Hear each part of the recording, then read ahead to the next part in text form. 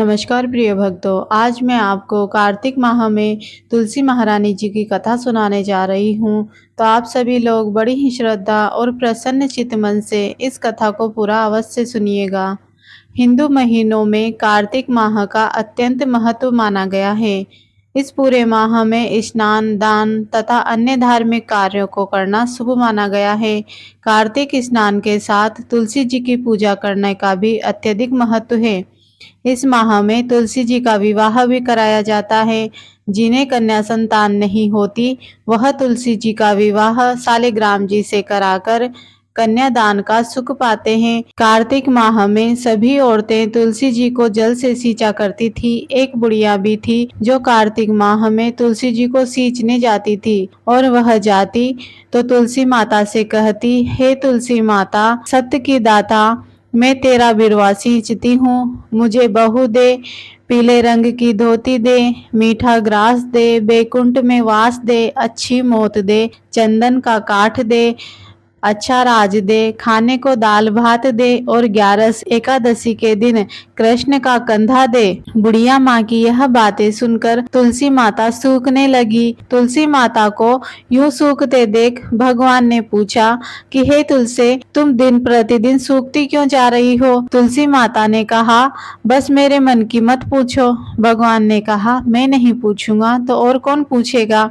इस पर तुलसी माता कहती हैं कि एक बुढ़िया आती है और वह अपनी बात कहकर चली जाती है। मैं उसकी सभी बातें पूरी कर दूंगी, लेकिन कृष्ण का कंधा कहाँ से लाऊंगी? भगवान कृष्ण बोले, वह मरेगी तो मैं अपने आप ही कंधा देने आऊंगा। तुम बुढ़िया माई से यह बात कह देना। इसके बाद बुढ़िया मर गई। बुढ़िया के मरने पर सारा गांव इकट्ठा हो गया और उसका अंतिम संस्कार आने पर उसे उठाने लगे, लेकिन वह बुढ़िया इतनी भारी हो गई जिससे उसकी अर्थी टस से मस नहीं हुई। सभी बोले कि यह तो बहुत संस्कारी थी, बहुत पूजा पाठ करती थी, कोई पाप भी नहीं किया, फिर यह इतनी भारी कैसे हो गई?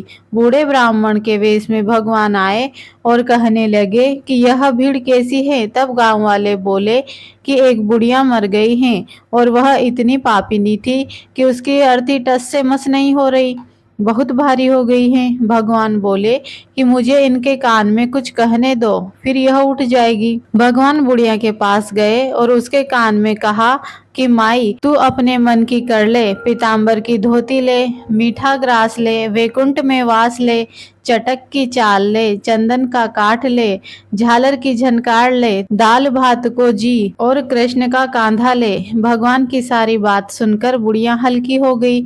भगवान अपने कंधे पर उसे ले गए। बुढ़िया को मुक्ति मिल गई और वह बैकुंठ को चली गई। हे तुलसी माता, जैसे आपने उस बुढ़िया माई की मुक्ति की, वैसे सबकी करना। जैसे भगवान ने उसे कांधा दिया, हमें भी देना। जय हो तुलसी मैया की। अगर आपको यह कथा अच्छी लगी हो तो वीडियो को लाइक करें, वीडियो को ज़्यादा से ज़्यादा शेयर करें, कमेंट बॉक्स में जय तुलसी मैया लिखना बिल्कुल भी ना भूलें।